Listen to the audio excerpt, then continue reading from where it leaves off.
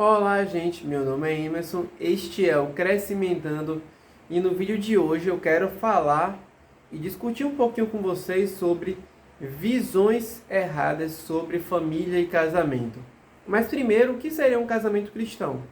Um casamento cristão é um casamento que segue os princípios bíblicos que Cristo deixou para a sua igreja. Então, um casamento cristão é um casamento que procura ser a imagem e semelhança de Cristo, que procura seguir os princípios que tem lá. Alguns desses princípios são heterossexualidade, entre homem e mulher, monogamia, só pode ter um parceiro. Além disso, o leito tem que ser sem mácula ou puro, você só ter olhos para sua mulher. Seguir todas as regras de respeito e amor entre casamento e também entre família, que a família seria, no caso, além do casamento, pai e mãe, homem e mulher, teria os filhos ali ao redor dessa família. Mas não só, também o pai e mãe também já é uma família, o casamento em si já inicia uma nova família, mas a família mais tradicional, como a gente diz, também engloba os filhos ao redor da mesa. Então, eu queria falar um pouquinho sobre essas visões erradas, e eu quero deixar claro que se nós seguimos os princípios bíblicos à risca, nós teremos o casamento mais feliz de todos e a família mais feliz de todas. Nós teremos a satisfação plena, porque a única maneira de termos satisfação é através do Senhor que nos preenche, mas se seguirmos aquilo que o Senhor nos recomenda, podemos também ser preenchidos e ter um casamento plenamente felizes e uma família plenamente satisfeita. Se seguirmos os princípios bíblicos, nós iremos bem. É claro que a satisfação perfeita, realmente e total, só haverá no céu, quando nós formos morar com o Senhor na glória. Lá vai ser felicidade completa, não vai ter pecado, não vai ter mais tristeza, não vai ter mais dor, e a gente não vai passar mais por nenhum tipo de agonia que nós passamos aqui na terra. Mas existe também como chegarmos perto disso, ou termos uma alegria e satisfação grande, se nós seguirmos os princípios bíblicos. Então é possível ser feliz no casamento e na sua família.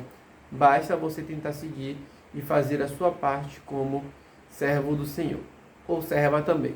Então, sem mais delongas, a primeira coisa que eu queria falar, e a primeira visão errada é: mulher é inferior a homem no casamento, porque existe a questão da submissão. E submissão é você estar sob a missão do homem. Na verdade, não existe inferioridade entre homem e mulher. É basicamente funções diferentes. É como se tivesse um diretor da empresa, mas precisa ter um CEO que vai tomar decisões finais. Então, Deus ele faz tudo perfeito para que haja completo equilíbrio. Existe a necessidade de que cada um tenha uma função.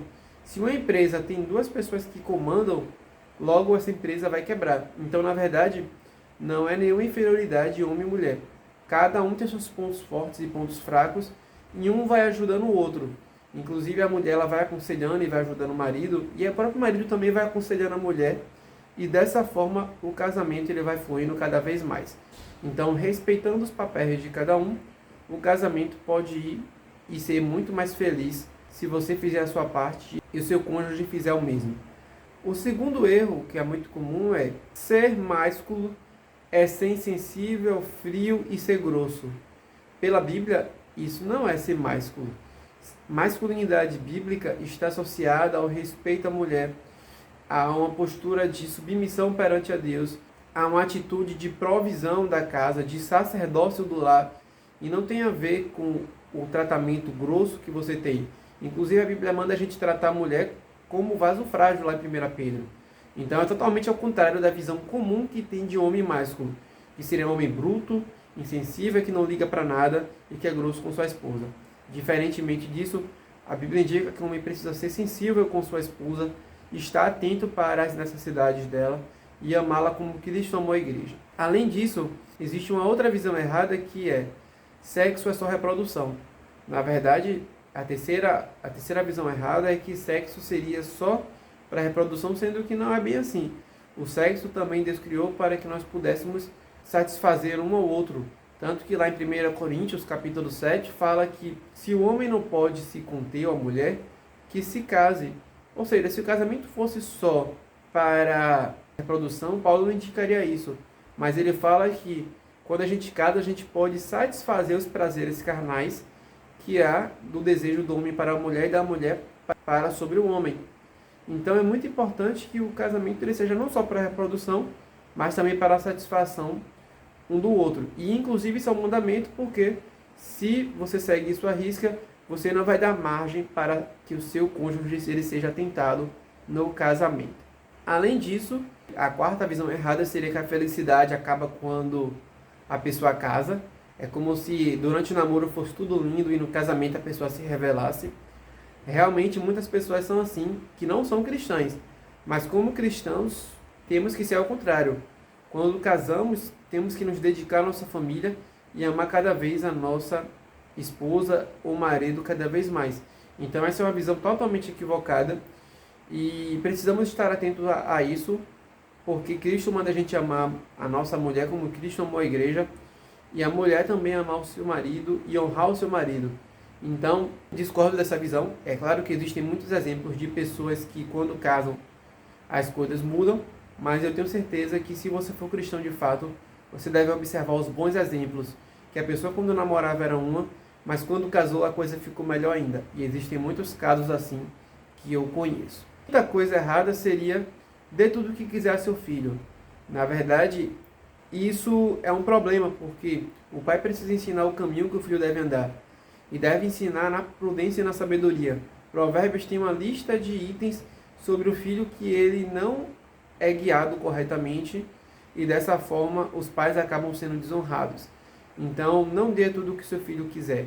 Dê aquilo que é necessário e faça com que ele aprenda a viver com pouco, a ser submisso e a ser grato a Deus, mesmo em situações difíceis. O sexto item é muito comum, corrigir da trauma. É claro que existem excessos de correção que acontecem por aí, que seria praticamente uma violência muito grave, em que o pai espanca o filho. Isso é totalmente errado. Mas você corrigir na medida certa, dar castigo, bater com sabedoria, explicando por que está errado, isso não tem nada de trauma. Muitas pessoas apanharam, embora a psicologia diga uma coisa, a Bíblia diz outra. Inclusive a Bíblia diz que a correção e a vara da correção tira a estutícia do coração da criança, ou seja, tira a loucura do coração da criança. Então a criança que ela não é corrigida é uma criança louca, uma criança que não se desenvolve bem. Então a correção ela ajuda a criança a se desenvolver bem. Então corrija seu filho na medida certa, porque é isso que a Bíblia manda. Existem inúmeros versículos que eu não vou citar aqui sobre correção, principalmente em Provérbios. E por último, casamento é um sistema opressor. Isso daí é uma visão totalmente equivocada, que é uma ideia meio marxista, comunista sobre o casamento, que não é real. Nós sabemos que o casamento é uma estrutura ótima e que não existe opressão no casamento. É claro que existem situações em que há desvio no casamento por causa do pecado, e esses exemplos não devem ser seguidos. Mas o casamento em si, a estrutura dele é perfeita, porque Deus fez o homem e ele que criou o casamento. Então tudo que Deus criou é perfeito. Então o casamento não é uma opressão. O sistema patriarcal não seria uma opressão. Seria a maneira que Deus criou e organizou para que a coisa funcionasse da melhor forma possível. Então se nós seguimos o que a Bíblia manda, o homem fazia a sua parte, a mulher fazia a sua parte, o casamento vai ser totalmente o contrário disso. Vai ser um ambiente perfeito para que possa haver comunhão perfeita e satisfação plena em Deus e no casamento também. Então é isso, gente. Eu espero que você tenha gostado desse vídeo. Se inscreve no canal do Crescimentando, dá um gostei se você gostou e não cometa esses erros. Procure melhorar cada vez mais para que a sua família possa crescer, ser satisfeita no Senhor e possa ser uma família feliz. É isso. Até os próximos vídeos. Até logo. Tchau, tchau.